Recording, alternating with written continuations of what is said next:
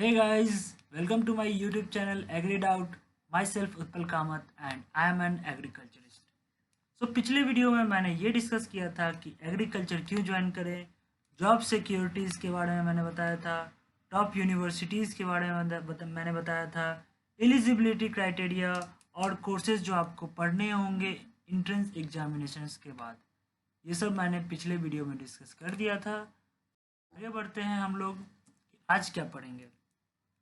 आज हम लोग पढ़ेंगे basic terminology, basic agricultural practices, agronomy and उसके इंट्रोडक्शन, क्रॉप और उसके क्लासिफिकेशंस के बारे में, और लास्ट में हम लोग देखेंगे कि कौन कौन से रिवॉल्यूशंस आए हैं इंडिया में। ठीक है, तो स्टार्ट करते हैं। तो गाइस, यहाँ पे बेसिक टर्मिनोलॉजीज को मैं डिस्कस करता हूँ।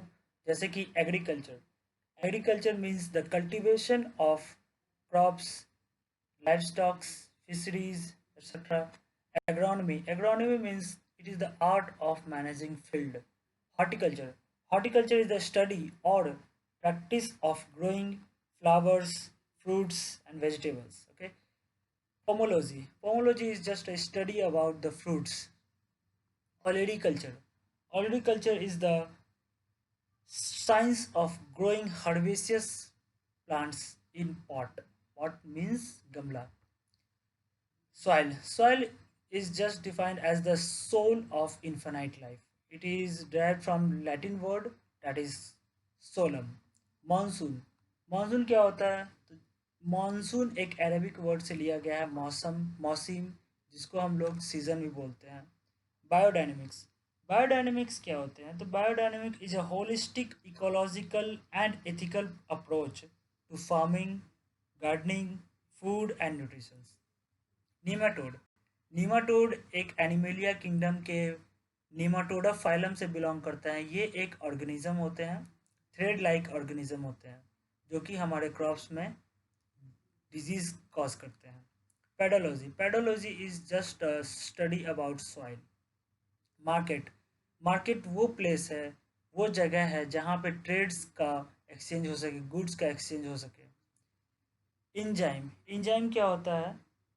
तो एंजाइम एक ऐसा प्रोटीन है जो केमिकल रिएक्शन को इन्हांस के रेट को इन्हांस कर देते हैं। ये एक कैटलिस्ट की तरह बिहेव करते हैं। क्रेडिट। क्रेडिट क्या होता है? क्रेडिट मतलब होता है लोन, मतलब किसी से कोई भी रुपया उधार लिया हुआ पैसे को, उसको हम लोग क्रेडिट बोलते हैं। सेल। सेल को हम लोग कैसे डिफाइन करेंगे? The cell is the basic structural, functional and biological unit of all living organisms. ठीक है। In vivo and in vitro. In vivo का मतलब होता है within the living, and in vitro का मतलब होता है विद इन द ग्लास, मतलब आउट ऑफ द लिविंग। अगर कोई भी प्रोसेस अगर लिविंग के अंदर चल रहा है तो उसको हम लोग इन विवो बोलेंगे, और कोई प्रोसेस अगर लिविंग के बाहर चल रहा है या विद इन द ग्लास या विद इन द लेबोरेटरी चल रहा है तो उसको हम लोग इन विट्रो बोलेंगे। Okay. Ecology. Ecology is the relationship between living things and their surrounding. Entomology. Entomology is just the study about insects. Phytopathology. Phytopathology is the study about the disease caused in plants. Fungicide. Fungicide बोलेंगे हम लोग कि कोई भी chemicals अगर fungus को मारता है, किल करता है, तो उसको हम लोग फंजीसाइड बोलेंगे। मेटीरियोलॉजी। मेटीरियोलॉजी मतलब होता है कि study about the climate and their change. ठीक है। और अगर एग्रीकल्चरल मेट्रोलॉजी है तो हम लोग बोलेंगे क्लाइमेट के चेंज को एग्रीकल्चर के ध्यान में रखते हुए अगर स्टडी करेंगे तो उसको हम लोग एग्रीकल्चरल मेट्रोलॉजी बोलेंगे। ठीक है। नेक्स्ट हम लोग पढ़ेंगे basic agricultural practices. Basic agricultural practices में क्या क्या होते हैं? तो प्रिपरेशन ऑफ सॉइल। तो सॉइल का प्रिपरेशन कैसे करते हैं, सीड के सोइंग कैसे करते हैं, मेन्योर्स एंड फर्टिलाइजर कैसे डालते हैं हम लोग, इरिगेशन कैसे कैसे डालते हैं, क्या क्या सोर्सेज हैं, weeding, harvesting at physiological maturities, threshing और स्टोरेज। इतने प्रोसेस से हम लोग का फार्म प्रोडक्ट्स आ जाते हैं। ठीक है, प्रोड्यूस हो जाते हैं। तो सबसे पहले देखेंगे प्रिपरेशन ऑफ सॉइल। तो प्रिपरेशन ऑफ सॉइल कैसे करेंगे हम लोग? तो प्राइमरी टिलेज से करेंगे, सेकेंडरी टिलेज से करेंगे। प्राइमरी टिलेज में हम लोग करते हैं मैनिपुलेशन ऑफ सॉइल करते हैं। सेकेंडरी टिलेज में हम लोग हैरो, कल्टीवेटर्स और ट्रैक्टर्स का यूज़ करते हैं ताकि डेब्रीज स्टोन्स वगैरह रिमूव हो सके, सॉइल का लेवलिंग हो सके। फिर हम लोग करते हैं सीड का सोइंग। सीड का सोइंग हम लोग ब्रॉडकास्टिंग मेथड से करते हैं, डिबलिंग मेथड से करते हैं, ड्रिलिंग मेथड से करते हैं। ब्रॉडकास्टिंग में जनरली हाथ से छीट दिया जाता है सीड को पूरे फील्ड में। उसके बाद हम लोग डिबलिंग में एक एक सीड को एक एक पर्टिकुलर डिस्टेंस पे हम लोग लगाते हैं। वो बहुत ज़्यादा लेबोरियस होते हैं। उसके बाद हम लोग ड्रिलिंग करते हैं। तो ड्रिलिंग में हम लोग जनरली मशीन्स का यूज़ करते हैं, सीड ड्रिलर का यूज़ करते हैं, या फिर सीड कम फर्टिलाइज़र ड्रिलर का हम लोग यूज़ करते हैं, जिसमें हम लोग फर्टिलाइज़र भी डालते हैं और सीड भी डालते हैं। ठीक है। उसके बाद हम लोग मैन्योर्स एंड फर्टिलाइज़र को ब्रॉडकास्टिंग मेथड से हम लोग डालते हैं। बेसिक बेसल डोज हम लोग डालते हैं NPK का, नाइट्रोजनस फर्टिलाइज़र, फॉस्फोरस फर्टिलाइज़र और पोटेशियम फर्टिलाइज़र का डोज डालते हैं। जनरली हम लोग नाइट्रोजनस फर्टिलाइज़र को स्प्लिट कर देते हैं चार चार पार्ट्स में, क्योंकि वो वोलेटाइल नेचर का होता है, वो जल्दी उड़ जाता है नेचर में। उसके बाद हम लोग इरिगेशन का मेथड्स देखेंगे। मेथड्स देखने से पहले हम लोग देखेंगे कि इरिगेशन के सोर्सेज कौन कौन से हैं। तो इरिगेशन हम लोग के इंडिया में सबसे ज़्यादा इरिगेशन होते हैं ट्यूबवेल से, मतलब कुआं से। तो कुआं से हम लोग 62% इरीगेट करते हैं अपने फील्ड को। कैनल से, कैनल मतलब नहर से हम लोग 26% इरीगेट करते हैं अपने क्रॉप फील्ड्स को। उसके बाद टैंक्स थोड़ा कॉस्टली होता है, लेकिन उससे भी हम लोग 3% फील्ड को इरीगेट कर देते हैं। उसके बाद अदर सोर्सेज से हम लोग 9% इरीगेट करते हैं। उसके बाद मेथड्स कौन कौन से हैं। मेथड्स होते हैं complete flooding of soil surface को हम लोग कंप्लीट फ्लडिंग कर देते हैं, पार्शियल फ्लडिंग करते हैं। उसके बाद माइक्रो इरिगेशन करते हैं। माइक्रो इरिगेशन में हम लोग ड्रिप इरिगेशन का यूज़ करते हैं, स्प्रिंकलर इरिगेशन का यूज़ करते हैं। उसके बाद हम लोग रेन गन का इरिगेशन का यूज़ करते हैं। ठीक है। नेक्स्ट हम लोग देखेंगे वीडिंग। तो वीडिंग हम लोग कैसे करते हैं। तो वीडिंग हम लोग जनरली फिजिकल मेथड होता है वीडिंग का। कैसे हम लोग करते हैं, हैंड पुलिंग, मतलब हाथ से खींचते हैं वीड्स को। ठीक है। हैंड होइंग से एक एक होता है टूल्स, जिससे हम लोग निकाल देते हैं वीड्स प्लांट्स को। उसके बाद हम लोग कल्चरल प्रैक्टिस करते हैं। कल्चरल प्रैक्टिस में हम लोग क्रॉप रोटेट कर देते हैं, डेट ऑफ सोइंग को चेंज कर देते हैं। उसके बाद हम लोग प्लांट डेंसिटी को थोड़ा कम लगाते हैं, मतलब कम डेंसाइल प्लांट्स को लगाते हैं, मतलब रो स्पेस बढ़ा देते हैं हम लोग, ताकि वीड्स का ग्रो कम हो सके। Judiciary use of nitrogenous fertiliser, हम लोग नाइट्रोजिनस फर्टिलाइज़र को एकदम ऑप्टिमम डालेंगे, जितना में हम लोग के क्रॉप को नीड हो, जितना हमारे क्रॉप को नीड हो उतना ही डालेंगे। अगर ज़्यादा डालेंगे तो वो वीड्स के वेजिटेटिव ग्रोथ में हेल्प करेगा और हमारे मेन क्रॉप के साथ compete करेगा। हार्वेस्टिंग एट फिजियोलॉजिकल मैच्योरिटी पे हम लोग हार्वेस्ट कर लेते हैं। ठीक है। क्रॉप को जब उसका मॉइस्चर कंटेंट थोड़ा कम होता है, 40 to 60% मॉइस्चर कंटेंट होता है, तो हम लोग हार्वेस्ट कर देते हैं वीट के केस में। उसके बाद हम लोग थ्रेसिंग करते हैं। तो थ्रेसिंग हम लोग थ्रेसर मशीन से करते हैं, मशीन्स का यूज़ करते हैं, या फिर थ्रेसिंग फ्लोर पे हम लोग करते हैं, या फिर हाथ से भी हम लोग थ्रेसिंग कर सकते हैं। उसके पेनिकल से हम लोग ग्रेन को झाड़ने को के प्रोसेस को थ्रेसिंग बोलते हैं। ठीक है। उसके बाद स्टोरेज कर देते हैं। स्टोरेज एक हम लोग कूल और ड्राई प्लेस पे स्टोरेज करते हैं। कुछ बेसिक टूल्स देखेंगे हम लोग अब, जैसे कल्टीवेटर्स, डिस्क हैरो, हो, ट्रैक्टर, हार्वेस्टर, थ्रेसर। कल्टीवेटर में टिलेज करते हैं हम लोग, डिस्क हैरो में हार्ड सॉइल का टिलेज करते हैं। वो एक ट्रेडिशनल मेथड से हम लोग करते हैं, हल जोतना जिसको बोलते थे, वो एक ट्रेडिशनल मेथड है और वो थोड़ा लेबरस होता है। और कल्टीवेटर ट्रैक्टर में हम लोग क्या करते हैं कि इससे ट्रैक्टर का यूज़ करते हैं ताकि लेबर कॉस्ट कम हो सके। उसके बाद हार्वेस्टर से हम लोग क्या करते हैं कि हार्वेस्ट करते हैं और साथ साथ थ्रेसिंग भी हो जाता है। थ्रेसर का यूज़ करते हैं हम लोग पेनिकल से ग्रेन को निकालने के लिए। एग्रोनॉमी एक इंट्रोडक्शन। ठीक है। Agronomy is a branch of agricultural science, जिसमें हम लोग क्रॉप के प्रोडक्शन के साथ साथ फील्ड के मैनेजमेंट के बारे में भी सीखते हैं। ये दो ग्रीक वर्ड से बना हुआ है, एग्रोस जिसका मतलब फील्ड और नोमोस जिसका मतलब मैनेजमेंट करना होता है। ठीक है। तो हम लोग ये कह सकते हैं कि art of managing field is called agronomy. ठीक है। एग्रोनॉमी का यूनिक कंट्रीब्यूशन ये भी है कि फिजिकल, केमिकल और बायोलॉजिकल नॉलेज को इंटीग्रेट करके एक यूजफुल प्रोडक्शन सिस्टम बनाता है। ठीक है, हम लोग इस स्लाइड में देखेंगे बेसिक प्रिंसिपल्स ऑफ एग्रोनॉमी। ठीक है, तो हम लोग इसमें देखेंगे प्लानिंग, प्रोग्रामिंग और एग्जीक्यूटिंग कैसे करेंगे हमारे लैंड का, हमारे लेबर का, हमारे कैपिटल का, ताकि वो मैक्सिमम यूटिलाइजेशन हम लोग कर पाए।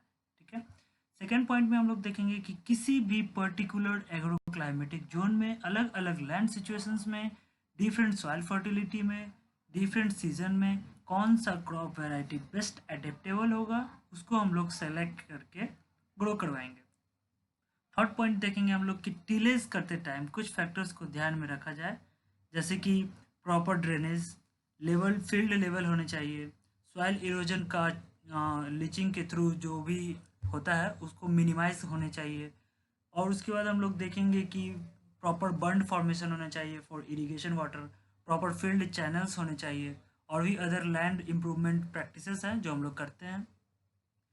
उसके बाद हम लोग नेक्स्ट पॉइंट में देखेंगे कि क्रॉप में कैसे बैलेंस्ड न्यूट्रिएंट्स को हम लोग टाइमली अप्लाई करेंगे, जिससे हमारा सॉइल का फर्टिलिटी और प्रोडक्टिविटी भी इम्प्रूव होगा। ठीक है, नेक्स्ट पॉइंट में हम लोग देखेंगे कि क्वालिटी सीड को यूज़ करेंगे, प्लांट के डेंसिटी को मेंटेन करेंगे, और हेल्दी और यूनिफॉर्म सीडलिंग को लगाएंगे। ठीक है, उसके बाद हम लोग नेक्स्ट पॉइंट में देखेंगे कि प्रॉपर वीड मैनेजमेंट कैसे करेंगे।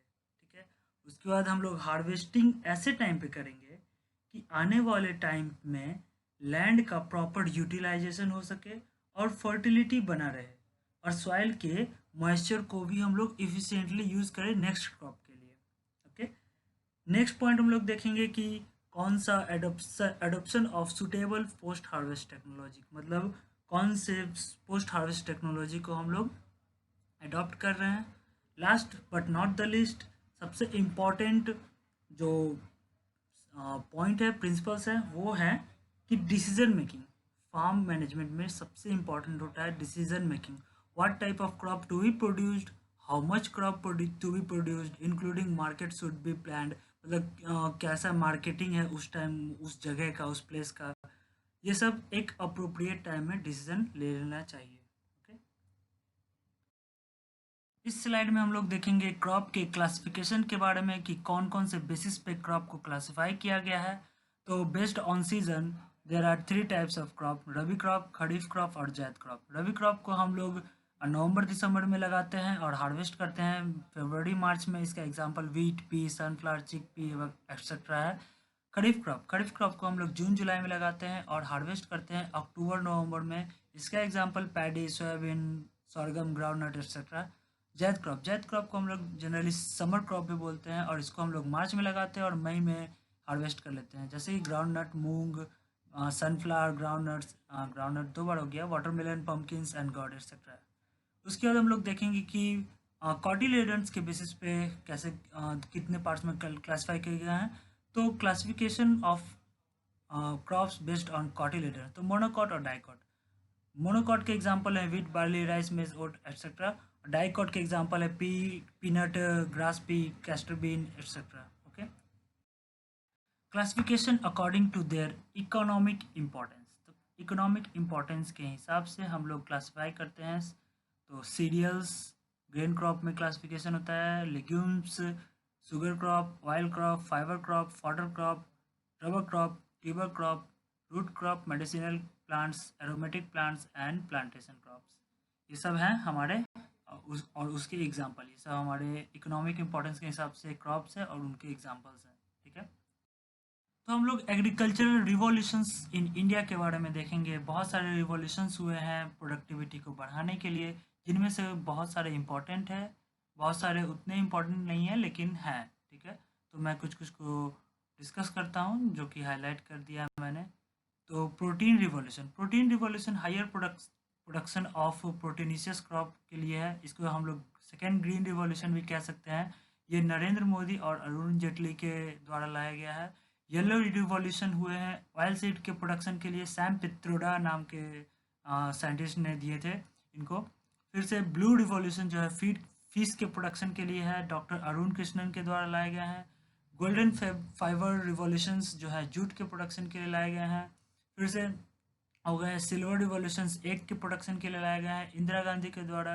रेड रिवॉल्यूशन जो है मीट या टोमेटो के प्रोडक्शन के लिए विशाल तिवारी के द्वारा लाया गया है।